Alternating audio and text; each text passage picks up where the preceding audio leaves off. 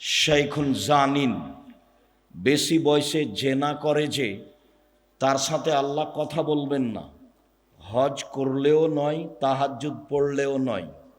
3, মালিকুন কাযাব, মিথ্যুক দায়িত্বশীল, মিথ্যুক হেডমাওলানা, মিথ্যুক হেডমাস্টার, মিথ্যুক প্রিন্সিপাল, মিথ্যুক ভাইস চ্যান্সেলর, মিথ্যুক মেম্বার, চেয়ারম্যান, এমপি, মন্ত্রী, জেল সুপার, যারা যেখানে মিথ্যা কথায় দায়িত্ব পালন করবে তাদের সাথে আল্লাহ বিচারের মাঠে কথা বলবেন না, হজ করলেও না, তাহাজ্জুদ পড়লেও না। হাদিস বুখারী মুসলিম। যার কারণে ন্যায়পরায়ণতা বিষয়টি অতীব জরুরি মানুষের জন্য। এটাই মানুষের মূল সত্য, ন্যায়পরায়ণতা, সালাত, জিকির, যার আলোচনা আমরা গুরুত্ব সহকারে বুঝছিলাম। সম্মানিত দিনী ভাই বোন, মানুষ সবচেয়ে নিচে নেমে যায় কখন? আমি এই দেশে, এই গ্রামে, এই এলাকায় জন্মগ্রহণ করে মানুষের সাথে চলে যতটুক চলেছি, বুঝেছি, সাধারণত চলা বুঝার আমার কাছে সময় কম। ছাত্র জীবনে নাচলে পড়াশোনা করেছি, নাচল শেষ হলে মালদাতে পড়াশোনা করেছি, তারপর উত্তরপ্রদেশে পড়াশোনা করেছি। আমার মা বলতো পশ্চিমে গেলে লাঠি পাগড়ি পাওয়া যায়, বড় মাওলানা হওয়া যায়। এটাই যে আমার মা কি বুঝলেন, পশ্চিমে গেলে বড় মাওলানা হওয়া যায়, লাঠি পাগড়ি পাওয়া যায়। আবদুল্লাহ বিন ফজল রাহেমাহুল্লাহ এসেছেন আমাদের দেবীনগর মাদ্রাসায় বক্তব্য দিতে। তা আমার মা আমাকে কোলে নিয়ে বলছেন এই কথা। আমার মা পরবর্তীতে নকল করেন যেভাবে, তাতে আমার মায়ের ধ্যান ধারণা ছিল এই, ফকিরকে ভিক্ষে দিলে দোয়া করার জন্য বলতেন, যেটাই তার বুঝ আসুক। খুব শক্ত ছিলেন পড়ানোর ব্যাপারে, খুব শক্ত, যা অনেক দিন বলেছি। একদিন দিন 12টা 12:30 পর্যন্ত নদীতে হেলেছি, সাঁতার দিয়েছি, আজকে যাব না নাচল সেই জন্য। তো এখন 12টার দিকে এসেছি, তো মা বলছে খেয়ে নিয়ে বের হ, আজকে যাব না। যেতেই হবে, আজকে যাব না, যেতেই হবে। বলে তাহলে ভাত খাবো না। বলে খাস না, যা। তো আমি না খেয়ে উঠে গেলাম, ব্যাগটা হাতে নিয়ে এখন বের হচ্ছি। বলে টাকা নিয়ে যা। বলে টাকা নিব না। তো নিস না, যা। তো আমি তো না খেয়ে টাকা ছাড়াই বাড়ি থেকে বের হয়ে গেলাম। মা তো আমার নরম হলো না। ও তো ঠিক কথাই 5 বছরের জন্য পাঠিয়েছিল, 5 বছর আগে দেশে আসবি না। তো 5 বছর 3 বছর পার হয়ে আমি চলে এসেছি। তো এখন বাড়িতে ঢুকতেই আঁচল দিয়ে আমার মা মুখটা মুছে একটু বলে না যে কেমন আছিস, কেমন ছিলি। বলছে যে আরও যে 2 বছর বাকি আছে, আলিকে নাই। এইটা প্রথম কথা। আর দ্বিতীয় কথা, মৌলানা রেজাউল্লাহর জামাই সাইদুর রহমান কেন তো ডাক ছিল তো শুনাই। এটা হলো আমার মায়ের দ্বিতীয় কথা। যে আমি যে কিভাবে আসলাম সে বিষয়ে আমার মা কিছু বললেন না, বললেন যে আরো 2 বছর বাকি আছে, আলিগে নাই।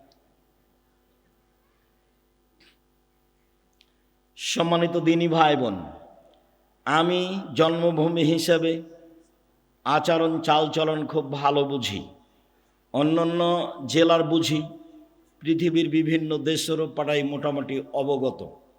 দেশ বিদেশের পৃথিবীর বিভিন্ন দেশে ঘুরে আমি কিছুটা আঁচ করি চালচলন, দেশেরও করি, জন্মভূমিরও করি চালচলন। চলেন আজকের আলোচনায় চালচলনে বলতে যাই, পৃথিবীতে বিচারের মাঠে মানুষের পাপ নাকি ওজন হবে। এই ছেলে, ওই যে ওখানে মেয়েগুলো হইচই করছে, গল্প করছে, তোমরা শোনো না? যাও দেখো, যারা দায়িত্ব পালন করছে দেখো, ওর গল্প শুনতে এসেছি আমরা। তুমি মহিলা মানুষ, একটু শরম করো না কেন? কথা বলো কেন?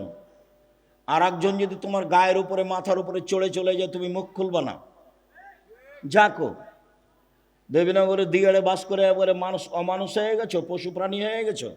তুমি বেটি ছেলে মানুষ, মুখ খোলো কেন? মুখখান বন্ধ রাখো। তোমার জন্য এসেছি। জাতির যদি রাস্তাঘাট করে দিতে না পারি, জাতির যদি স্কুল কলেজ করে দিতে না পারি, জাতিকে চূড়ান্ত সঠিক ধর্ম দিতে পারবো ইনশাল্লাহ। ধর্মের ব্যাপারে জাতিকে ফাঁকি দিয়ে পরকাল হারাতে রাজি নই। এই জিম্মেদারি নিনি। 90 সাল থেকে বলে আসছি একই কথা, কোনো দিন কোনো ভাষা পরিবর্তন করা লাগেনি, এই ভাবি আছে।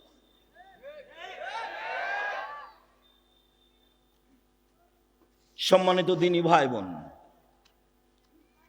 আপনাকে আমি আমার চেয়ে অনেক বেশি সেবা করেন দেশের জনগণের, আপনি বড় বিদ্বান, বিদ্যা বুদ্ধি অনেক, এটা আমি মেনে নিই। ঠিক আছে, আপনি বড় বিদ্বান, মেনে নিই আমি। তবে আমি আপনাকে বলতে চাই, শরীয়তের ব্যাপারে আমি ভালো বুঝি কেন, আপনার সমান নয়, তবে আমি ভালো বুঝি কেন। আমি 97 সাল থেকে ফতোয়া লিখি, আর 16 সাল থেকে ফতোয়া বোর্ড পরিচালনা করি। আমার সাথে 12 জন বড় বড় দেশ বিদেশের বিদ্বান থাকেন।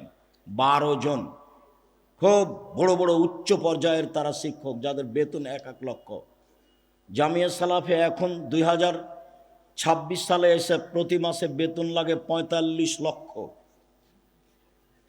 এতদিন যাবৎ বেতন লাগছিল জামিয়া সালাফে 40 লক্ষ। এই মাসে এসে আরও 5 লাখ বেশি হয়েছে, 45 লক্ষ প্রতি মাসে বেতন লাগে। বড় বড় শিক্ষক দেশ বিদেশের। দেশের সবচেয়ে বড় প্রতিষ্ঠান জামিয়া সালাফিয়া, সবচেয়ে বড়। 5000 ছেলে মেয়ে পড়াশোনা করে। 2026 সালে তার চেয়ে বেশি হতে পারে। 300 জনের বেশি শিক্ষক শিক্ষিকা আছেন। জামিয়া সালাফে রূপগঞ্জ, নারায়ণগঞ্জ, ঢাকা, ওই প্রতিষ্ঠানের জমির পরিমাণ হচ্ছে 100 বিঘা। 100 বিঘা। পূর্বাচল বাণিজ্য মেলার পাশে 100 বিঘা জমির উপরে প্রতিষ্ঠান। 100 বিঘা, যেখানে একটা মসজিদ তৈরি হচ্ছে 6 বিঘা জমির উপরে, যার একতলাতে 10,000 মানুষ সালাত আদায় করতে পারবে। যেটা আমাদের বাড়ির পাশে রাজশাহীতে, এটা 50 বিঘা জমির উপরে ছেলেদেরটা, আর মেয়েদের যেটা তৈরি হচ্ছে সেটা 70 বিঘা জমির উপরে, 33 শতকের বিঘায়। যেটা দিনাজপুরে সেটা প্রায় 20 বিঘা জমির উপরে। যেটা বরিশালে সেই জমির উপরে প্রতিষ্ঠান হয়নি, ভাড়া চলে। চট্টগ্রামে শহরের বাইরে আছে প্রায় 12-15 বিঘা। চট্টগ্রাম শহরে আছে 2টা। বাংলাদেশের প্রায় জেলায় জামিয়া সালাফি আছে। পঞ্চগড়ে আছে, দিনাজপুরে আছে, ময়মনসিংহে আছে, ঝিনাইদহে আছে, কুষ্টিয়াতে আছে, ফেনীতে আছে, রাজশাহীতে আছে, ঢাকাতে আছে, বরিশালে আছে, চট্টগ্রামে আছে। এইসব প্রায় জেলাতে জামিয়া সালাফি আছে। দেশের বিদেশের বড় বড় বিদ্বানদের সাথে যা চলি বুঝি, তাতে আমরা শরীয়তের ব্যাপারে একটা ভালো পর্যায়ে আছি বলে আমাদের ধারণা। তবে আপনার বিদ্যা বেশি, আপনাকে আমি মূল্যায়ন করতে চাই। তবে এ কথার অর্থ এই নয় যে জীবনে মানুষের সাথে শরীয়তের ব্যাপারে দুর্বলতা পোষণ করেছি। বলা কথা বলা প্রয়োজন মনে করি না। আসলে আপনাকে, আমার জন্মভূমির মানুষ তো, আপনার উপরে আমার কেন ভালোবাসা বেশি হোক সেটা আমি চাই। সেই সুবাদে আমি এসব বলে থাকি। আপনি যেন আমাকে বেশি ভালোবাসেন, আপনাকে যেন আমি বেশি ভালোবাসতে পারি, এটা আমি চাই। কসিমউদ্দিন মাস্টার সাহেব আল্লাহ মাগফিরাল্লাহু আরহাম মারা গেছেন। আমি বলেছি দেবীনগরের এই জমি বিক্রি করেন, পাশে জমি কিনা হলো 12 বিঘা, এটা বিক্রি করে 15 বিঘা। জামিয়া দেবীনগরের এই প্রতিষ্ঠান আমি দেখব। কোথায় দুর্বলতা আছে আমার জানা নাই। দেবীনগর ঈদগাহ মাঠ আমি 10 বার অন্তত বিক্রি করতে বলেছি। এই জমি টাকা দিয়ে অন্য জায়গাতে বড় জায়গা করা হোক, যেটা বাকি টাকা লাগবে সেটা দেখা যাবে। জনগণ যা পারবে পারবে, আমিও সাথে আছি, চেষ্টা করব ইনশাআল্লাহ। আমার কিছু দুর্বলতা ঘাটতি আছে, তা আমি কোনো দিন প্রকাশ করিনি। আমি আপনার সাথে থেকে জন্মভূমির সব কিছু আগাতে চেয়েছি। জন্মভূমির সাথ দেয়নি কেন তা আমি বলতে পারবো না। জন্মভূমির সাথ না দিলে আমাকে জোর করে কিছু করে অপমান হতে হবে, সেটা আমি চাইনি। তবে দেশের জনগণের জাতির খিদমত করছে। এই ছেলে, কথা বলছো কেন? এই তোমরা দায়িত্ব পালন করো, এরা কথা বলছে কেন? দেখো। সম্মানিত দিনী ভাই বোন, এই ছেলে কে আছো এখানে? এটা খুলে নাও তো এটা। সম্মানিত দিনী ভাই বোন, আমি আপনার খুব কাছে থেকে শরীয়তের যেটা সঠিক পথ সেটা বলতে চাই, যেটাতে পরকাল টিকবে, যেটাতে জান্নাত পাওয়া যাবে, যেটাতে জাহান্নাম থেকে বাঁচা যাবে, সেটা আমি বলতে চাই, সেটা মানতে চাই, সেটা আপনাকে শোনাতে চাই, সেটা আপনাকে মানাতে চাই। এতে আমার ব্যক্তিগত কোনো স্বার্থ নেই। আমি 90 সাল থেকে বক্তৃতা দিই। আজ কত বছর চলছে? 36 বছর চলছে।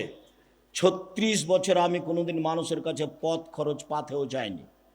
তাতে আমি বক্তব্য বলেছি, কেউ যদি কোনোদিন প্রমাণ করে দিতে পারে যে আব্দুর রাজ্জাক সাহেব পথ খরচ পাথেও চেয়েছিল, প্রমাণ হয়ে গেলে সেদিন থেকে আমি আব্দুর রাজ্জাক বিন ইউসুফ আর জাতির সামনে যাব না। মানুষের কাছে আমি কোনোদিন টাকা পয়সার কথা বলিনি, আমি ওই জিম্মেদারি পালন করি না। আলহামদুলিল্লাহ দেখি টাকা পয়সা সব পিছনে ঘুরে। আমি কোনোদিন কোনো কাজ পরিকল্পনা করে নিইনি। আমি পিস টিভিতে বক্তব্য দিতে গেছি, আমার পরিকল্পনায় নয়। রূপগঞ্জ, নারায়ণগঞ্জ, ঢাকায় 100 বিঘার প্রতিষ্ঠানে প্রতিষ্ঠান 100 বিঘা জমির উপরে, আমার পরিকল্পনাতে নয়। রাজশাহীতে ডাঙ্গিপাড়ায় আমার পরিকল্পনাতে নয়।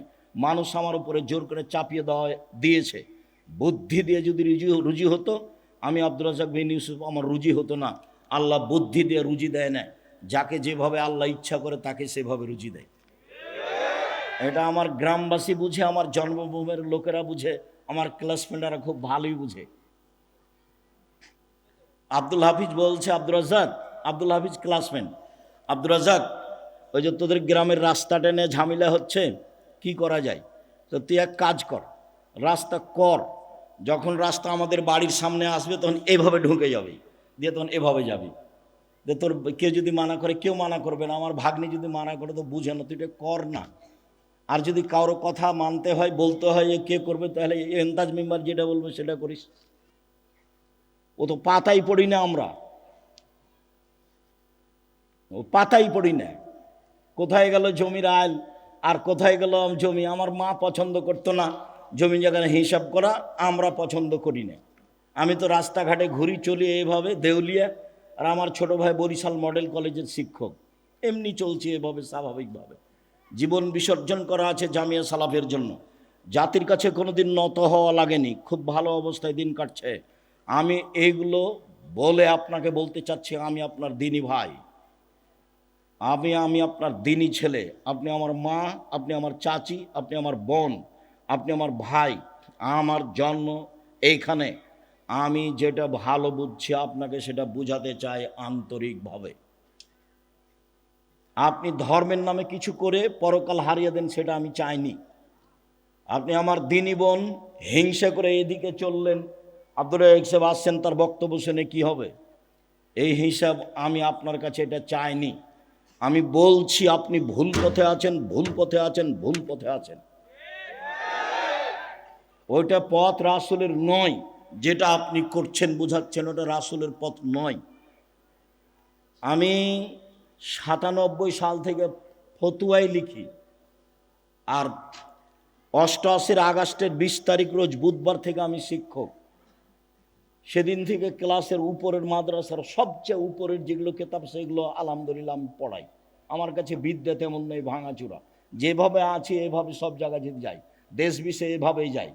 মানুষ এই লন্ডনের সফরে আমাকে বলছে যে ছোট্ট একটা গোপনের কথা বলেন তো, কি লুঙ্গিতে কোনো রহস্য আছে কি? না, কোনো লুঙ্গিতে কোনো রহস্য নেই। তা আপনি লন্ডনে এসেছেন লুঙ্গি পরে, বিমান থেকে নামছেন লুঙ্গি পরে ঘুরছেন, এটা কেমনে মানাই? এটাতে কোনো রহস্য আছে? বলে কোনো রহস্য না, আমাকে ভালো লাগে। কোনো পোশাক দিয়ে, কোনো কলা কৌশল দিয়ে আমি সম্মান কিনতে চাইনি। খুব বিশ্বাস কাজ করে, সম্মান উপরে আছে। বিশ্বাস করেন, বুদ্ধি দিয়ে যদি রুজি হতো, আমি আব্দুর রাজ্জাক বিন ইউসুফ তাহলে রুজি পেতাম না। রুজি বুদ্ধি দিয়ে হয় না, উপরে যেভাবে ফয়সালা করে রেখেছে সেভাবে রুজি হয়, এটা আমি বিশ্বাস করি। কৌশল দিয়ে রাজশাহী ডাঙ্গিপাড়ায় 50 বিঘা জমির উপরে প্রতিষ্ঠান হতে পারে না। মসজিদটা 90% জমির উপরে। ডাঙ্গিপাড়া রাজশাহীর মসজিদটা কত শতকের উপরে? 90%। 3000 মানুষ এক স্তরে একবার সালাত আদায় করতে পারে, তার 4 তলা মসজিদ। বিশ্বাস করেন, কৌশল দিয়ে নয় এগুলো। রূপগঞ্জে, ঢাকায় এত জমি, এগুলো কৌশল দিয়ে নয়, কৌশল দিয়ে নয়, বুদ্ধি দিয়ে নয়, চিন্তা ভাবনা দিয়ে নয়। চিন্তা ভাবনায় তো আমি বুঝতে পারি না, আমি বুঝতে পারি যে আপনি ভুল পথে আছেন, এটা রাসূলের পথ নয়। আমাকে বলছে সুলতানগঞ্জে আমার কত প্রায় 8 বছর 9 বছরের সিনিয়র, যখন আমরা না চলে পড়তে গেলাম তখন ওরা পড়া শেষ করলেন। তো বলছে তুমি এইভাবে করো না, তুমি যেভাবে দাওয়াত দিচ্ছ তো তা আল্লাহ তোমার অন্তরে কহর মেরে দিয়েছে। আমাকে বলছে আমার অন্তরে নাকি কহর মেরে দিয়েছে, মানে উনি যেগুলো করতে চাচ্ছেন সেগুলো আমি পছন্দ করছি না, সেই জন্য আমার অন্তরে কি করেছে আল্লাহ কহর মেরে দিয়েছে। তা আমি এখন যদি বলি তো উনি কষ্ট পাবেন। আপনি আমার সামনে পড়েন তো দেখি আরবি। আপনি যে বললেন যে আমার অন্তরে কহর মেরে দিয়েছে, তো আমি আর এটা বললাম না ভাইজান, আল্লাহ যেন কহরটা দূর করে দেয়। মাওলানা আহমদুল্লাহ খুব বড় আলেম, বুখারি পড়া, হয়তো মারা গেছেন, ইন্ডিয়ার মানুষ, চাঁপাইনবাবগঞ্জে বাড়ি ছিল। তো দেখতে গেছি শেষের কালে, তো বলছে আমি আব্দুর রাজ্জাক বিন ইউসুফ আপনাকে দেখতে এসেছি। কোন আব্দুর রাজ্জাক? কোন আব্দুর রাজ্জাক? যে জাল জয়ীফ হাদিস লেখে, যে জাল জয়ীফ হাদিস লেখে। জি। তো হাদিস আবার জাল জয়ীফ হয় নাকি? হাদিস আবার জাল জয়ীফ হয় নাকি? হাদিস সব সহি, হাদিস সব সহি। তারপর তো আচ্ছা ঠিক আছে হলো, তো আপনি একটু আমাদের জন্য দোয়া করবেন। কি দোয়া করবো? দোয়া তো তোমরা তুলে দিয়েছো। কি দোয়া করবো? দোয়া তো তোমরা তুলে দিয়েছো। তখন আমি বলছি তাহলে হেদায়েতের দোয়া করেন।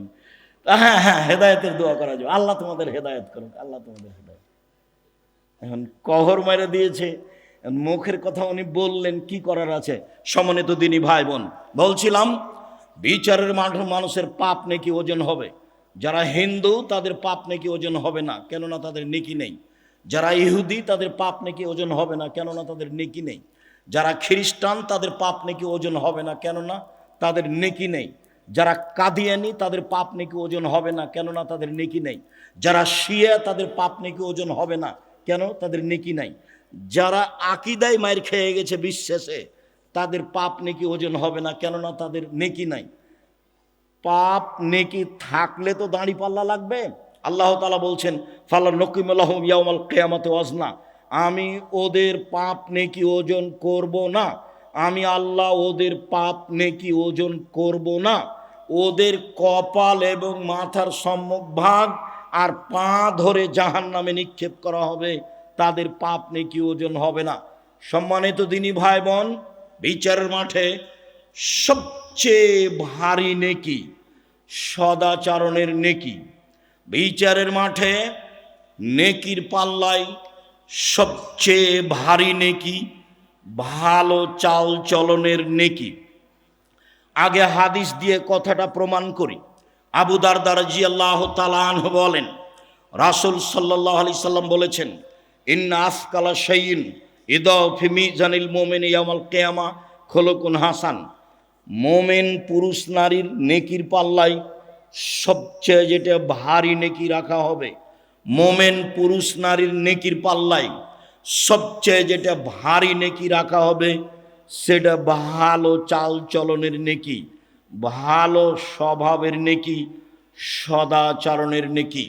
শুনুন, ইবাদতের জগতে সবচেয়ে ব্যতিক্রম ইবাদত হলো সলাত, নামাজ। সলাত এমন একটি ইবাদত যার উপরে নির্ভর করে অন্যান্য ইবাদত। সলাত এমন একটি ইবাদত যার উপরে নির্ভর করে অন্যান্য ইবাদত। পৃথিবীতে ব্যতিক্রম ইবাদত হচ্ছে সলাত। অজু করে সলাত আদায় করতে হয়, পানি নেই, তায়াম্মুম করে করতে হবে। মাটি নেই, অজু ছাড়া তায়াম্মুম ছাড়া সলাত আদায় করতে হবে। সম্মানিত দিনী ভাই বোন, কেবলার দিকে মুখ করে সলাত আদায় করতে হয়, কেবলা বোঝা যায় না, কেবলা ছাড়াই সলাত আদায় করতে হবে। দাঁড়িয়ে সলাত আদায় করতে হয়, দাঁড়িয়ে থাকা যায় না, বসে থেকে করতে হবে। বসে থাকা যায় না, শুয়ে থেকে কেবলার দিকে পা করে সলাত আদায় করতে হবে। পরিষ্কার কাপড় পরে সলাত আদায় করতে হয়, পরিষ্কার নেই, যেই কাপড়ে পেশাব পায়খানা লেগে আছে সেই কাপড়েই সলাত আদায় করতে হবে। পরিষ্কার অপরিষ্কার কোনো কাপড়ই নেই, উলঙ্গ অবস্থায় আছেন, এই অবস্থাতেও সলাত আদায় করতে হবে। পৃথিবীর ব্যতিক্রম ইবাদত। গাড়িতে উঠে আছেন, ঠেলে ঠেল মানে না, শিকল ধরে দাঁড়িয়ে আছেন, সলাতের টাইম হয়ে গেছে, এই অবস্থায় সলাত আদায় করতে হবে। পৃথিবীর ব্যতিক্রম ইবাদত সলাত। শুনুন, যত ইবাদতের ফরজ, প্রত্যেকটা ইবাদতের আপোষ আছে, কিন্তু সলাতের আপোষ নেই। আপোস কি জিনিস আব্দুর রাজাক সাহেব বুঝিয়ে বলবেন? জি, এবছর হজ করতে চাচ্ছি, পারলাম না, সামনে বছর করব। ঠিক আছে, করেন। এই যে আপোস। জাকাত, জাকাত 2 মাস আগে দিতে চাচ্ছি, দেন। 1 মাস পরে দিতে চাচ্ছি, দেন। এই যে আপোস। রমজান মাসের রোজা, আজকে শরীরটা ভালো লাগছে না, ছেড়ে দেন, পরে করবেন। এই যে আপোস, এইরকম আপোস সলাতের সাথে নেই। যেইভাবে আছেন, যেখানে আছেন, পাক পবিত্র, কোনোটাই বুঝে না। পৃথিবীর ব্যতিক্রম বিরল ইবাদত হলো সলাত, যা কোনোদিন মানুষের সাথে আপোস করেনি। উলঙ্গ অবস্থাতে ইবাদত করতে হবে, তার নাম সলাত। বলছিলাম পৃথিবীর ব্যতিক্রম সলাত, ইবাদত সলাত। এই সলাতের নেকি যত ভারী, ভালো চাল চলনের নেকি তার চেয়ে 1,00,000 গুণ বেশি ভারী। এই কথা আমি বলিনি, যারা মাদ্রাসা লাইনে পড়ে তারা বুঝে। ইন্না আসকালা শাইইন ইসিম তাফজিল, মানে সবচেয়ে বেশি ভারী। দুনিয়াতে আর একটা নেকি আছে, তাতে বেশি, পাল্লাতে নেকি বেশি হয়, তা হচ্ছে সুবহানাল্লাহি ওয়া বিহামদিহি সুবহানাল্লাহিল আযীম, যার সংখ্যা নেই, যে যা পারে। এতে দাঁড়ি পাল্লায় নেকি ভারী হবে, এই কথা আল্লাহ রাসূল বলেছেন। তবে সবচেয়ে ভারী নেকি বলেননি। ইবাদতের জগতে সবচেয়ে দামি ইবাদত সিয়াম, ব্যতিক্রম ইবাদত সিয়াম। বৃহস্পতিবার, সোমবার মানুষের সিয়াম থাকা উচিত। এই 2 দিনে মানুষের পাপ নাকি আল্লাহর কাছে পেশ করা হয়। ইবাদতের জগতে সবচেয়ে দামি ইবাদত হলো সিয়াম। রোজা, সিয়ামের নেকি যত ভারী, সদাচরণের নেকি তার চেয়ে 1000 গুণ বেশি ভারী। শুনুন, হজ করলে কবুল হলে লোকটা হয়ে যায় সেই দিনের মতো যেদিন তার মা তাকে জন্ম দিয়েছে। হজ করলে কবুল হলে লোকটা হয়ে যায় সেই দিনের মতো যেদিন তার মা তাকে জন্ম দিয়েছে, নিষ্পাপ হয়ে যায়। এই হজের নেকি যত ভারী, সদাচরণের নেকি তার চেয়ে 1,00,000 গুণ বেশি ভারী। কি দিয়ে বুঝায় আপনাকে সদাচরণ কাকে বলে? সদাচরণ ভালো কথা, ভালো কর্ম। ভালো কথা, ভালো কর্মের নাম হলো সদাচরণ। একটু বাস্তব দেখাই। আমি এই অটোতে এখানে উঠে বসে আছি, আপনি গাড়িতে উঠতেই লোকটা টান দিয়েছে, তখন আপনি আমার মুখের উপরে এসে পড়ে গেছেন। ও বুঝতে পারেনি আপনি আমার মুখের উপরে এসে পড়ে গেছেন। তখন আমি বলছি বসেন বসেন, কোনো সমস্যা নেই, বসেন বসেন। আর আরেকটা লোক অটোতে বসে আছে, আপনি গিয়ে অটোতে উঠেছেন, উঠতে বসতে না বসতে লোকটা টান দিয়েছে, তেমনি আপনি তার মুখের উপরে পড়ে গেছেন। তখন বসে থাকা লোকটা বলছে চোখ নাই কপালে, কপালে চোখ নাই, হিসাব করে বসতে পারেন না, হিসাব করে উঠতে পারেন না। আগেরটাও আচরণ, পরেরটা আচরণ, বলেন তো কোনটা ভালো আচরণ? তাহলে বুঝি সবাই ভালো আচরণ কাকে বলে। মানুষের বদনাম করে, ক্ষমতা দেখে গীবত করে ভালো আচরণ টিকে না। জোর করে জমি দখল করে, সারা জীবনটা আমি আইল মাপতে দেখেছি। ধান বপন করা হয়েছে মেপে, কাটার সময়তে মাপা, কত গন্ডগোল। আবার যখন আইল দিচ্ছে, ফাঁড়ি দিচ্ছে ধানের, তখন ওই ফাঁড়ি দেওয়ার সময়তে যে একবারে মাঝামাঝিতে যে থোপটা পড়েছে ওটা নিজের দিকে করে নিয়েছে। আচ্ছা, মাঝামাঝিতে যে থোপটা পড়েছিল নিজের দিকে করে নিয়েছেন, সেটা তো আপনার নয়, সেটা কি হবে? তখন কি আপনার ভিতরে সদাচরণ আছে? জি না, সদাচরণ নেই। সদাচরণ কাকে বলে? সদাচরণ কি জিনিস সম্মানিত দিনী ভাই বোন? যারা যেখানে আছেন কাজকর্ম বন্ধ করে, দোকানপাট বন্ধ করে, ক্রয় বিক্রয় বন্ধ করে গুরুত্বপূর্ণ আলোচনা শোনার জন্য আন্তরিকভাবে অনুরোধ জানাচ্ছি। যারা বাড়িতে বসে আছেন তারা অন্যায় অপরাধ করেছেন। আর যাদের ভিতরটা একটু দুর্বলতা, কেমন কেমন লাগে, হিংসা হিংসা ভাব, ওই হিংসা করে কোনো লাভ নাই, সরিষা সমপরিমাণ লাভ নাই। আমার জীবনে 2টা ত্যাগ। এই ছেলে শুনে রাখো, আমার জীবন 2টা ত্যাগ। জীবন বাজি রেখে চেষ্টা চালাচ্ছি। আমি মানুষের জীবনে কোনোদিন বদনাম করব না, যা হবে হবে। ও যদি আমাকে ধুয়ে ছেড়ে দেয়, আমি তার ব্যাপারে কোনো কথা বলবো না, এটা আমার ত্যাগ। দ্বিতীয় ত্যাগ হচ্ছে আমি প্রতিশোধ নিব না, আমি প্রতিশোধ নিতে চাই না। মোবাইল রিং হচ্ছে, আমি অন করেছি, অন করে গালি দেওয়া শুরু করছে। অনেক সময় মা থেকে শুরু করে, অনেক সময় বোন থেকে শুরু করে, অনেক সময় দেশের ভাষা দিয়ে শুরু করে।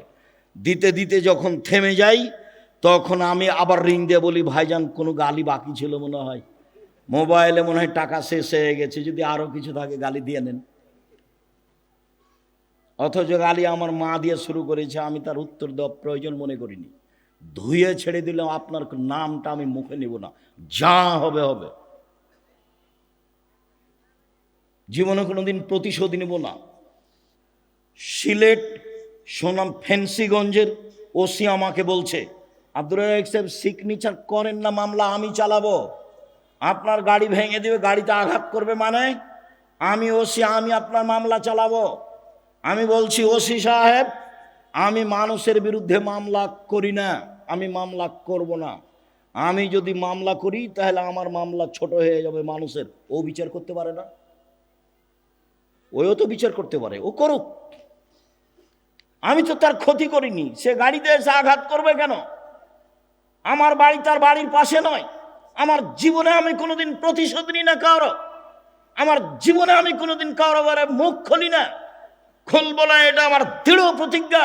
ও যদি আমাকে ধুয়ে ছেড়ে দেয়, তবে আপনাকে আমি বলছি, আপনি আমার দিনী ভাই, আপনি আমার দিনী বোন, আপনি ভুল পথে আছেন, এটা আমার চূড়ান্ত ভিতরে কাজ করে। আমি একদিন নয়, 2 দিন নয়, বহুদিন একই কথা বলেছি আপনাকে সত্য পথে নিয়ে আসার জন্য। আমার গ্রামের আবু ভাই মারা গেছেন, আমার মুখের উপরে বলছে, আজকে যে ও তাফসির করলো না, এই তাফসির তোরা জানিস না। বলে কি তাফসির করলো? আরে তোরা ওই তাফসিরই জানিস না। বলেন কি করলো, একটু বলবেন তো কি তাফসির করলো? ওই তাফসিরই তো জানিস না, তোকে কি বলবো, বলেন কিছু। তখন বলছে যে শোন, মুফাসসির সাহেব বলছেন যে আদম আলাইহিস সালাম ঘুম থেকে উঠে দেখছেন, আদম আলাইহিস সালাম হাত বাড়ালেন, সুন্দরী নারীর গায়ে হাত দিবেন, ফেরেশতা বলছেন থামেন। আদম আলাইহিস সালাম বলছেন কেন? ফেরেশতা বলছেন মোহর দিতে হবে। আদম আলাইহিস সালাম বলছেন মোহর আবার কি? তখন ফেরেশতা বলছেন মুহাম্মদ সাল্লাল্লাহু আলাইহি সাল্লামের উপরে 1000 বার দুরূদ পড়ে দিতে হবে। দুঃখিত, পৃথিবীতে সবচেয়ে বড় শিক্ষিত মানুষ হলেন আদম আলাইহিস সালাম। আল্লাহ বলছেন আদমকে আমি সব কিছু শিখিয়ে দিয়েছি।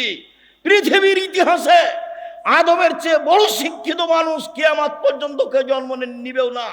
আমাদের নবীর চেয়ে 1000 গুণ বেশি বিদ্যা তিনি রাখতেন আদম আলাইহিস সালাম। আল্লাহ বলছেন আমি সব বিদ্যা আদমকে শিখিয়ে দিয়েছি। যিনি সব বিদ্যা রাখতেন, নিজের বউ কিভাবে হালাল করতে হবে সেটাই তিনি জানতেন না।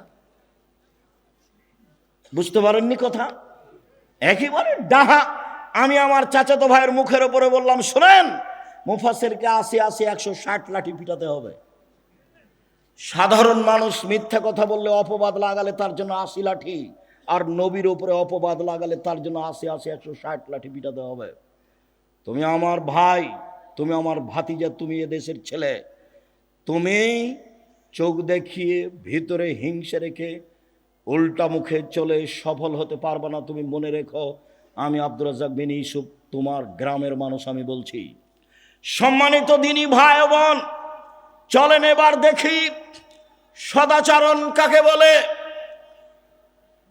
একজন সাহাবী বলেন, সাহাবীগণ আল্লাহর নবীকে জিজ্ঞাসা করলেন, আল্লাহর নবী, মা খায়রু মাতিল ইনসান, মানুষকে যে আল্লাহ নিয়ামত দিয়েছেন তার সবচেয়ে উত্তম কোনটি? 2 হাত আল্লাহর নিয়ামত, 1 হাত নেই যার, তাকে জিজ্ঞাসা করলে বোঝা যাবে 1 হাতের দাম কতটুকু। 2 পায়ের 1 পা নেই যার, তাকে জিজ্ঞাসা করলে বোঝা যাবে নিয়ামত পা কেমন। যত আল্লাহ নিয়ামত দিয়েছে মানুষকে, বাড়ি গাড়ি স্ত্রী আহাল পরিবার, তার সবচেয়ে উত্তম নিয়ামত হলো সদাচরণ। তার সবচেয়ে উত্তম নিয়ামত হলো সদাচরণ। ভালো চাল চলন আছে যার, সব কিছু আছে তার। আব্দুল্লাহ ইবনে আমর রাদিয়াল্লাহু তাআলা আনহু বলেন, রাসূল সাল্লাল্লাহু আলাইহি সাল্লাম বলেছেন, পৃথিবীর মানুষ শুনে রেখো, 4টে জিনিস আছে যার, সব কিছু আছে তার। 4টে জিনিস আছে যার, ইহকাল আছে তার, পরকাল আছে তার। পৃথিবীর মানুষ শুনে রেখো, 4টে জিনিস আছে যার, সব কিছু আছে তার, ইহকাল আছে তার, পরকাল আছে তার। 1, হিফজ আমানাতিন, আমানতের রক্ষা। ক্লাস 10-এ পড়ো তুমি, 50 জন ছাত্র টাকা উঠিয়ে 2 জন ছাত্রকে চাঁপাইনবাবগঞ্জ পাঠানো হয়েছে উপহার কেনার জন্য। উপহারের দাম ছিল 500 টাকা। ওরা 100 টাকার নাস্তা করেছে। নাস্তা করে ওই 100 টাকা এই 500-র মধ্যে লাগিয়ে দিয়ে ওই জিনিসগুলির দাম 600 টাকা করেছে। বলেন তো তার কাছে কি আমানত রক্ষা পেয়েছে? আমানত নেই যার, কোনো কিছু নেই তার। 2, হুসন খালিকাতিন, ভালো চাল চলন যার, ইহকাল তার। ভালো আচরণ যার, পরকাল তার। ভালো চাল চলন যার, সব কিছু তার। 3, সিদক হাদিসিন, সত্য কথা যার, সব কিছু তার। 4, ইফাতুন ফি তুমাতিন, বৈধ রুজি যার, সব কিছু তার। ইহকাল তার, পরকাল তার। সম্মানিত দিনী ভাই বোন, বলছিলাম সদাচরণ। নওয়াস ইবনে সামান রাদিয়াল্লাহু তাআলা আনহু বলেন, একদা আমি আল্লাহ রাসূলকে জিজ্ঞাসা করলাম, আল্লাহর নবী, মাল বিররু আল ইসম, পাপ কাকে বলে, নেকি কাকে বলে একটু বলেন। আল্লাহর নবী বলেন তো পাপ কাকে বলে, নেকি কাকে বলে? আপনি একটু ভালো করে বুঝেন। জিজ্ঞাসা হচ্ছে পাপ কি জিনিস আর নেকি কি জিনিস। আল্লাহ রাসূল উত্তরে বললেন, আল বিররু হুসনুল খুলুক, নেকি হলো ভালো চাল চলন। কই, তিনি তো বললেন না নেকি হলো হজ, তিনি তো বললেন না নেকি হলো তাহাজ্জুদ, তিনি তো বললেন না নেকি হলো সিয়াম রোজা। জিজ্ঞাসা করা হলো, আল্লাহর নবী নেকি কি জিনিস? আল্লাহর নবী উত্তরে বললেন, ভালো চাল চলন হলো নেকি। নেকি বলতে ভালো চাল চলনকে বোঝানো হয়। সম্মানিত দিনী ভাই বোন, সদাচরণ এমন একটা জিনিস যা দিয়ে সবচেয়ে দামি জান্নাত পাওয়া যায়। সদাচরণ এমন একটা জিনিস যা দিয়ে সবচেয়ে দামি জান্নাত পাওয়া যায়। এই ছেলে, বসো একটু, ধৈর্যের পরিচয় দাও। গাড়ি অ্যাক্সিডেন্ট হয়েছিল, এই কথাই ঠিক। গাড়ির বাস্তবতা খুবই খারাপ। ড্রাইভার খুব জোরে গাড়ি চালাচ্ছিল, সময়ে পৌঁছিবে সেজন্য। হঠাৎ করে হাইওয়ে রাস্তাতে বাম দিক থেকে একটা লোক হয়তোবা খেয়াল করেনি নাকি, বাম দিক থেকে ডান দিকে গেছে। যেই সময়ে গেছে 2-3 সেকেন্ডের মধ্যে গাড়ি যে তার সাথে ধাক্কা লেগেছে। গাড়ি ধাক্কা লেগে গাড়ির বড় ধরনের ক্ষতি হয়েছে। এই পর্যন্ত আল্লাহ একেবারেই নিরাপদে রেখেছেন। ভাগ্যে কি আছে আমার জানা নেই, আল্লাহই ভালো জানে। আল্লাহর লাখো শুকরিয়া আদায় করি, সিজদা করে শুকরিয়া আদায় করি। আমার জন্মভূমিতে আমি আসতে পেরেছি। কালকের যা ঘটনা ছিল তাতে আসার কোনো পরিবেশ ছিল না। আমি তোমার শুকরিয়া আদায় করি। সর্বশক্তিমান তুমি, তোমাকে আমি বিশ্বাস করি তুমি সর্বশক্তিমান। ইন্নাকা আলা কুল্লি শাইইন কাদির, তুমি সব কিছু করতে পারো, এটা আমি বিশ্বাস করি। আমি আব্দুর রাজ্জাক বিন ইউসুফ, আমার বিদ্যা বুদ্ধি দিয়ে আমি কোনো কাজ করি না, তোমার বিশেষ রহমতে কাজ করি, এটা আমার বিশ্বাস কাজ করে। 2013 সালের 24শে আগস্ট রোজ মঙ্গলবার 11টার সময় জামিয়া সালাফি হাঁটাবো, বীর হাঁটাবো, রূপগঞ্জ, নারায়ণগঞ্জ, ঢাকা। কাঁঠাল গাছের নিচে বলেছিলাম আমার হাতে টাকা নেই, এ কথাও সত্য। এখানে প্রতিষ্ঠান গড়বে, এ কথাও সত্য। গড়বেই গড়বে, কিভাবে গড়বে তা আমি জানি না, নিশ্চিত গড়বে, অবধারিত গড়বে, গড়বেই গড়বে, ইনশাআল্লাহ গড়বে। সেই প্রতিষ্ঠান অবস্থান করে 100 বিঘা জমির উপরে। কাজে আমি খুব বিশ্বাস করি তোমার রহমতে বেঁচে আছি, তোমার কাছে জোরালো দাবি রাখছি, ভুল ত্রুটি দিয়ে যেন জামে সালাফের ক্ষতি না হয়। তুমি আমার একটা কথা শোনো, তুমি জামিয়া সালাফিকে কবুল করো, যা দিয়ে জাতি তোমাকে চিনবে, যা দিয়ে জাতি তোমাকে মানবে। আমার ভুল ত্রুটির কারণে জামিয়া সালাফের ক্ষতি করো না। তুমি আমার একটা কথা শোনো, আমার মনে বড় সাধ, এই দেশের ছেলে মেয়ে জামিয়া সালাফের মাধ্যমে বাংলা, ইংরেজি, আরবি উন্নত মানের শিক্ষা অর্জন করে জাতির বিরুদ্ধে লড়বে, মুখে কলমে মিডিয়ায়। সেভাবে দিন কাটাচ্ছি। জামিয়া সালাফিয়ার সাথে 110টি মাদ্রাসার সম্পর্ক আছে। জামিয়া সালাফের অধীনে এখন 700 মক্তব চলে। কতটি? 700। তেঁতুলিয়া থেকে টেকনাফ পর্যন্ত মক্তব চালার জন্য জামিয়া সালাফি সিদ্ধান্ত নিয়েছে। 2 বছরের মধ্যে 700 মক্তব চলে। 16 থেকে 20,000 পত্রিকা ছাপে আল ইতেসাম, অনলাইন আল ইতেসাম টিভি আছে, পত্রিকা আছে, কিশলয় পত্রিকা আছে, সালাফে মাজাল্লা পত্রিকা, আরবি পত্রিকা আছে, মাকতাবাতুস সালাফ আছে। কত দিনের খিদমতের ব্যবস্থা আছে জামিয়া সালাফে। এতিম অসহায়দের লালন পালনের ব্যবস্থা আছে। এই জন্য আল্লাহকে বলছি আমার ভুল ত্রুটির জন্য জামিয়া সালাফিয়ার জন্য ক্ষতি না হয়। আর আমি জেনে শুনে সজ্ঞানে কোনো ভুল ত্রুটি করতে রাজি নই। যদি করে ফেলি তুমি আমাকে মাফ করো। আমি একজন সাধারণ মানুষ, তোমার দরবারে ক্ষমা ভিক্ষে চাই। তুমি বড় ক্ষমাশীল, তুমি বড় দয়াশীল। আমি বড় অপরাধী, আমি বড় গুনাহগার। তোমার দরবারে ক্ষমা ভিক্ষে চাই, তোমার দরবারে তাকওয়া সম্মান ভিক্ষে চাই। তুমি কবুল করো। তুমি কবুল করলে কেউ ঠেকাতে পারে না। আল্লাহুম্মা লা মানিয়া লিমা আতাইতা ওয়ালা মুতিয়া লিমা মানাতা। তুমি যা দিবে তা কেউ ঠেকাতে পারে না, তুমি যা দিবে না কেউ তা দিতে পারে না। এইভাবেই তোমাকে বিশ্বাস করি। তোমার নবী মুহাম্মদ সাল্লাল্লাহু আলাইহি সাল্লাম যেভাবে বলেছেন। সম্মানিত দিনী ভাই বোন, সদাচরণে সবচেয়ে দামি জান্নাত পাওয়া যায়। আবু মুসা আশআরী রাদিয়াল্লাহু তাআলা আনহু বলেন, একদা আল্লাহর নবী বললেন, ইন্না ফিল জান্নাতি লা গোরাব, জান্নাতে কতগুলি ঘর রয়েছে। এত উন্নত মানের ঘর, যার বাহির থেকে ভিতর দেখা যায়, ভিতর থেকে বাহির দেখা যায়, খালি টপ টপ টপ টপ করছে, ঝকঝক ঝকঝক করছে, খুব উন্নত মানের পদার্থ দিয়ে তৈরি। সাহাবীগণ বলছেন, আল্লাহর নবী, লেমান হাজেহি, এত দামি ঘর কে পাবে? আল্লাহ রাসূল বললেন, লেমান আলানাল কালামা, যার চাল চলন ভালো, যার স্বভাব ভালো, সেই এই জান্নাত পাবে। হাদিস বুখারী মুসলিম। কি দিয়ে আপনাকে আমি বুঝাই সম্মানিত দিনী ভাই বোন, সদাচারণ যার, সবচেয়ে দামি জান্নাত তার। আরও আপনাকে বলি, ভালো চাল চলন দিয়ে জান্নাতুল ফেরদাউস পাওয়া যায়। দুনিয়াতে এমন কোনো আমল নেই যে আমল দিয়ে সরাসরি জান্নাতুল ফেরদাউস পাওয়া যাবে। 8টি জান্নাতের 8টি দরজার সবচেয়ে দামি জান্নাত, সবচেয়ে দামি দরজা হচ্ছে জান্নাতুল ফেরদাউসের।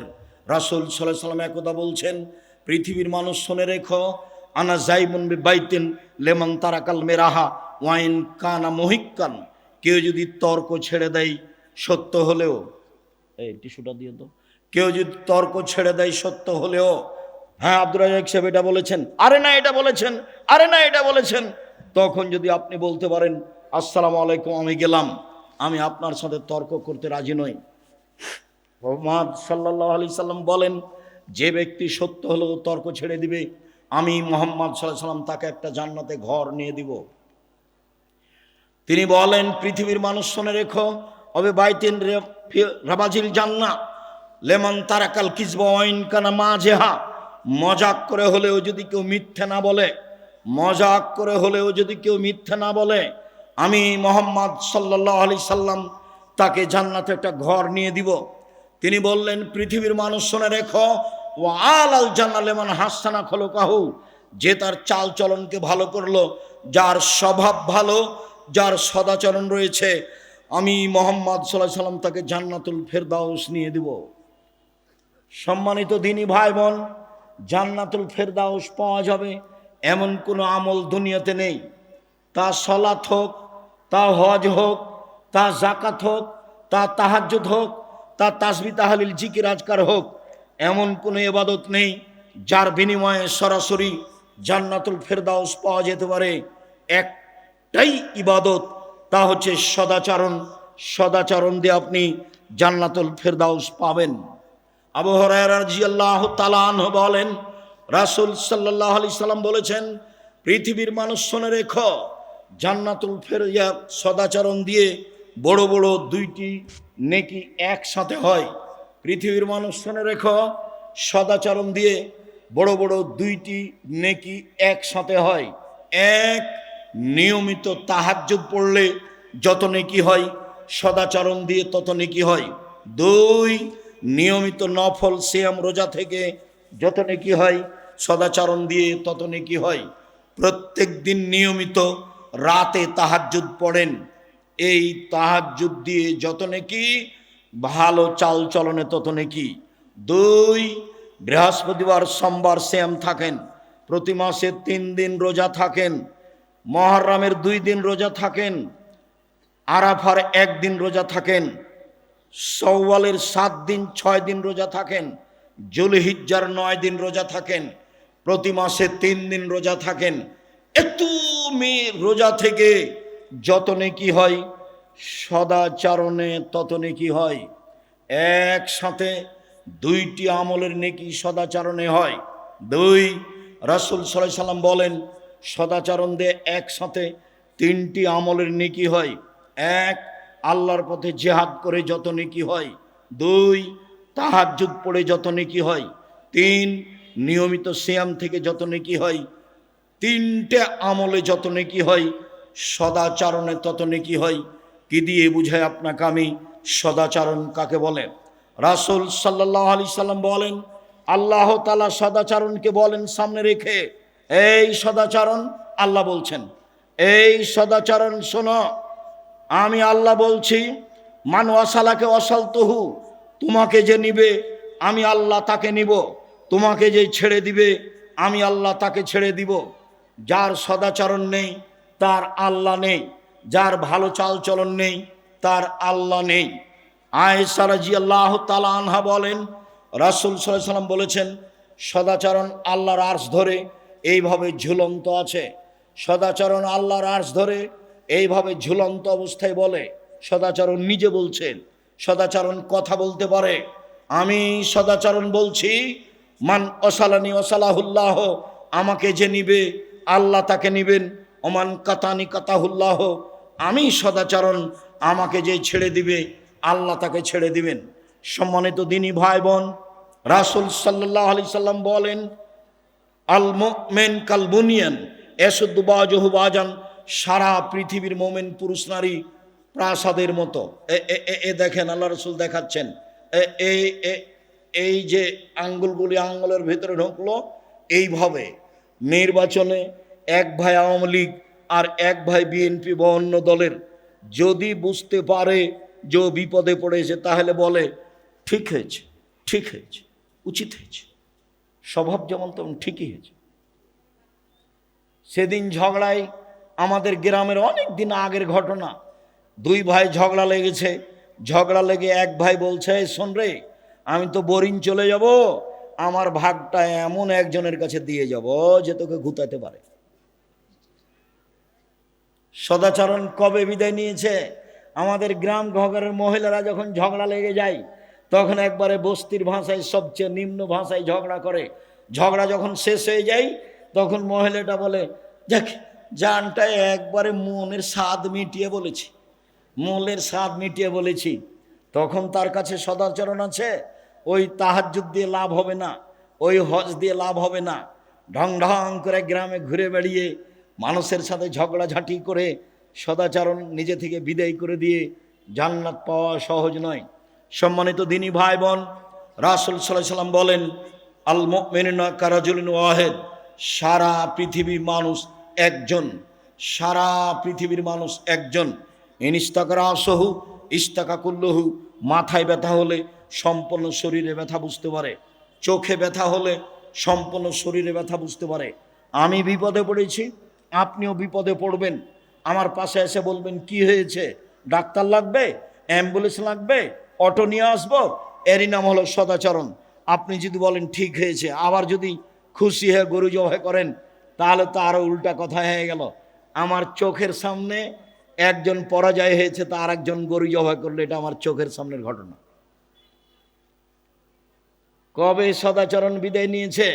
দলীয় দাপটে, ক্ষমতা দেখিয়ে, জুলুমবাজি করে, অন্যায় অবিরাজ করে, লুটতরাজ করে, রাহাজানি করে, মানুষকে অপমান করে, মানুষকে জেল হাজতে দিয়ে তাহাজ্জুদ পড়ে কোনো লাভ নেই। সম্মানিত দিনী ভাই বোন, আলোচনা লম্বা ছিল, আজকের জন্য এই পর্যন্ত বলে বলছি, সম্মানিত দিনী ভাই বোন, আপনি দাপট দেখিয়ে, মানুষকে অপমান করে, মানুষকে খাটো করে তাহাজ্জুদ পড়ে জান্নাত কিনার হিসাব করিয়েন না। এই ছেলে শোনো, তোমাকে বলছি, আজকে সিদ্ধান্ত নাও, কোনোদিন প্রতিশোধ নেব না কারো, যা হবে হবে। কোনোদিন কারো বদনাম করব না, যা হবে হবে। একটু সিদ্ধান্ত নেও না। আমাকে জিজ্ঞাসা করো, আমি তো বেঁচে আছি। বিশ্বাস করো, আমি কোনোদিন কারো ব্যাপারে কোনো কথা বলি না। আমি তো বেঁচে আছি, কোনো সমস্যা আমি বুঝতে পারি না। বরং মনে হচ্ছে যে খুব ভালো পথে আছি এবং ভালো অবস্থায় আছি। সম্মানিত দিনী ভাই বোন, সকল দিনী ভাই বোনকে সদাচরণের উপরে বিস্তারিত আলোচনা টিভিতে থেকে, ইউটিউব থেকে নিয়ে দেখার জন্য অনুরোধ জানিয়ে, যেসব বই পুস্তকগুলি আমাদের আছে সেগুলি সংগ্রহ করার অনুরোধ জানাচ্ছি। বিশেষভাবে উপদেশ বই, বিশেষভাবে আব্দুল্লাহর এই বই, যেটা বলে গেল আল্লাহর পথে যাত্রা। সকল দিনী ভাই বোনকে আমি আমাদের আলোচনাগুলি মেনে যেটা সত্য সেটাকে মূল্যায়ন করার অনুরোধ জানিয়ে, আন্তরিকভাবে অনুরোধ জানিয়ে সকলের জন্য দোয়া কামনা করি। কয়েকটা জিজ্ঞাসা, হ্যাঁ পড়ো।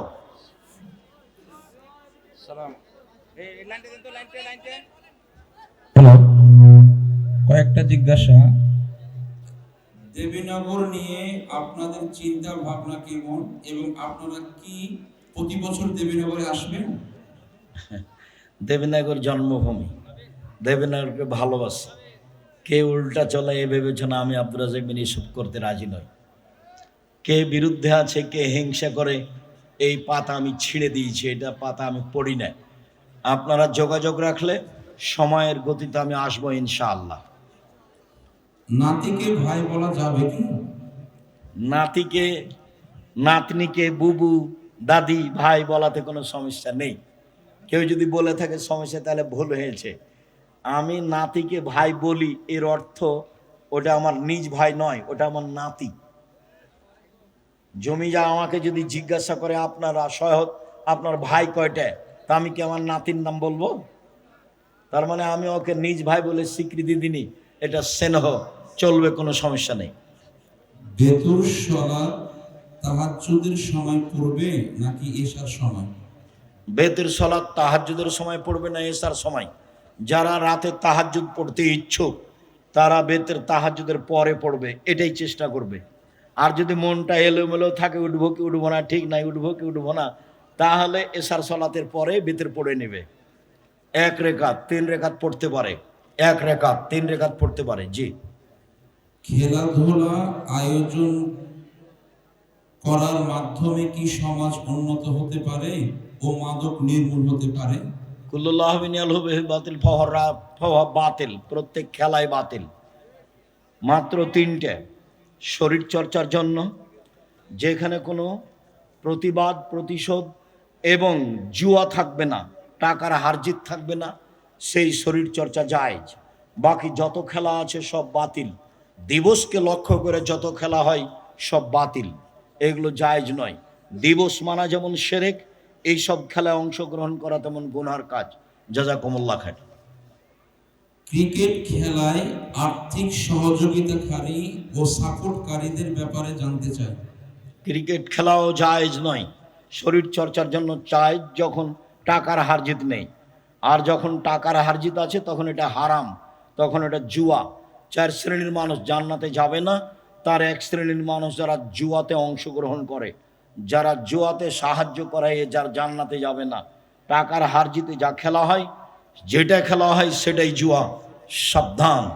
ফুটবল, ক্রিকেট, আন্তর্জাতিক খেলা যখন হয় তখন সেটা একবারে কি ওটাকে বলেন, প্রজেক্টর লাগিয়ে দেখা তো বহুদূরের কথা, আর গল্প যেখানে চলে সেখানে বসে দেখা হারাম। বহুদিন থেকে বলছি। 3 শ্রেণীর মানুষ পাপী, বড় পাপী। তার 1 শ্রেণীর মানুষ, কেউ যদি কাউকে বলে, কেউ যদি কাউকে বলে আসো জুয়া খেলি, খেলেনি, খালি বলেছে আসো খেলি, তাহলে তাকে কাফারা দিতে হবে। 10 জন ফকিরকে 100 কেজি করে চাউল দিতে হবে।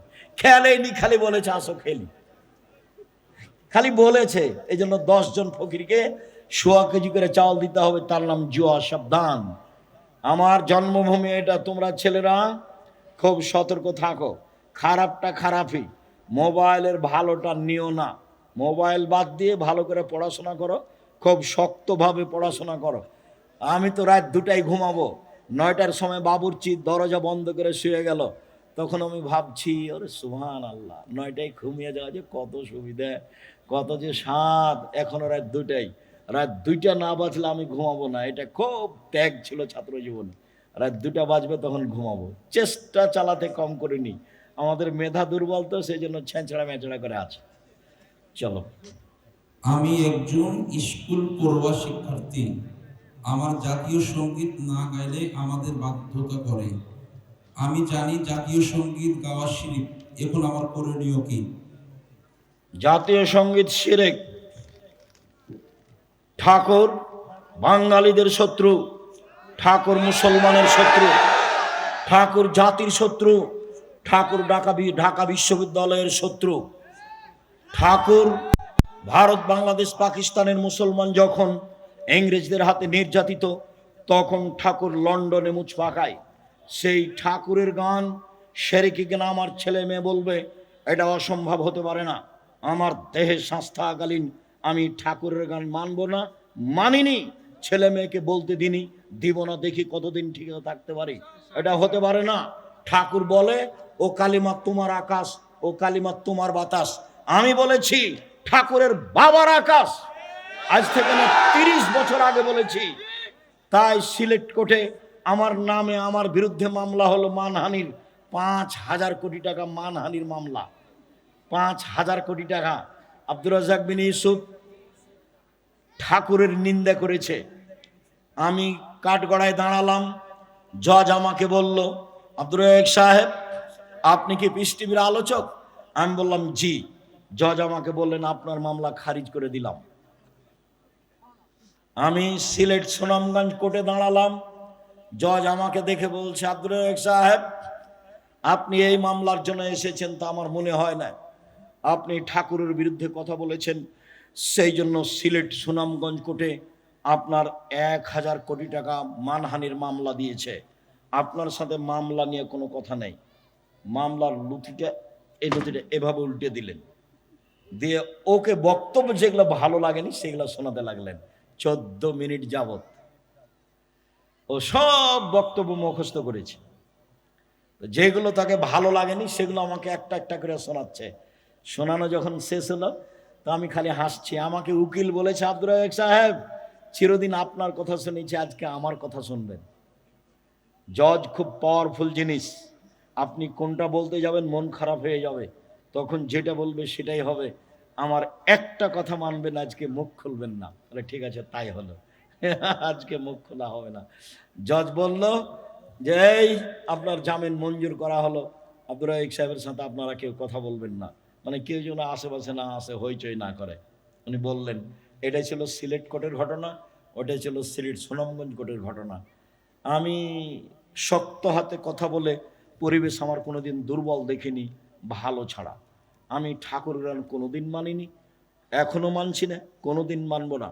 যারা বলে তারা মুশরিক, যারা সমর্থন জানায় তারা মুশরিক। আপনি কি বিদ্যা অর্জন করছেন, আপনার ছেলে মেয়ে কি অর্জন করছে, তা আমার বুঝতে বাকি নেই। এগুলো ভুল সিদ্ধান্ত। আপনারা স্বামী স্ত্রী খুব প্রশংসা করলেন, আমার ছেলের মেধা ভালো, গোল্ডেন পেয়েছে, আমার ছেলে এই পেয়েছে। ম্যাট্রিক পরীক্ষার সময় 3 জন মাস্টার ছিল। তারপর বিশ্ববিদ্যালয়ে ভর্তি হওয়ার জন্য সাবজেক্ট প্রতি একটা করে দিয়েছেন প্রাইভেট মাস্টার। বিশ্ববিদ্যালয়ে ভর্তি হয়েছে, বুয়েটে রুয়েটে ভর্তি হয়েছে, বিদেশ থেকে বড় ডাক্তার হয়ে এসেছে। এরপরে ও ওই কোম্পানির ওষুধ লিখেছে যেই কোম্পানি তাকে টাকা দিয়েছে। এখন আপনার টাকা লস না লাভ? আমি বাংলাদেশের বিদেশের যে কোনো জায়গাতে যে বলছি, চাঁপাইনবাবগঞ্জের ভাষাতে, আপনাদের স্বামী স্ত্রী এবং ছেলের অবস্থা আমও গেল, ছালাও গেল, কাঁদতে কাঁদতে 2 চোখও গেল। বলেছে এটা চাঁপাইনবাবগঞ্জের ভাষা, আপনাদের শোনালাম।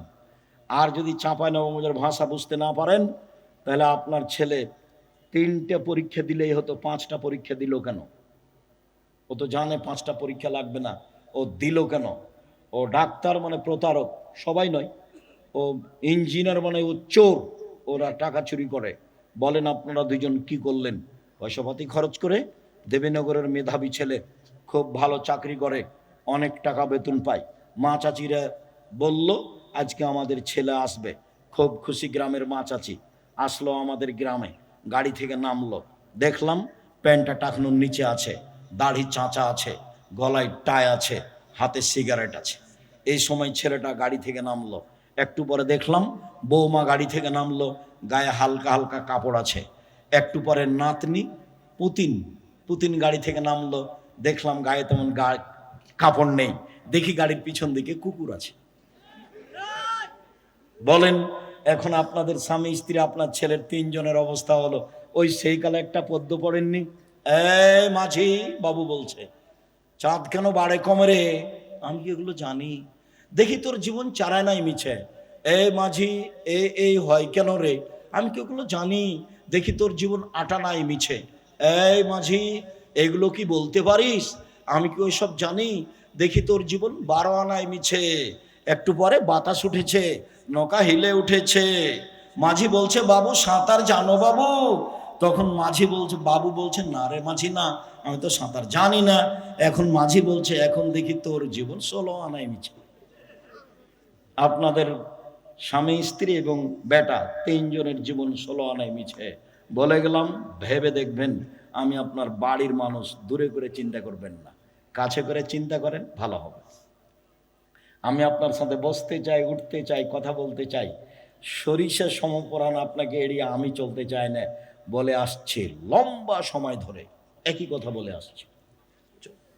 সুদের টাকায় ধর্মীয় প্রতিষ্ঠান চালানো যাবে কি?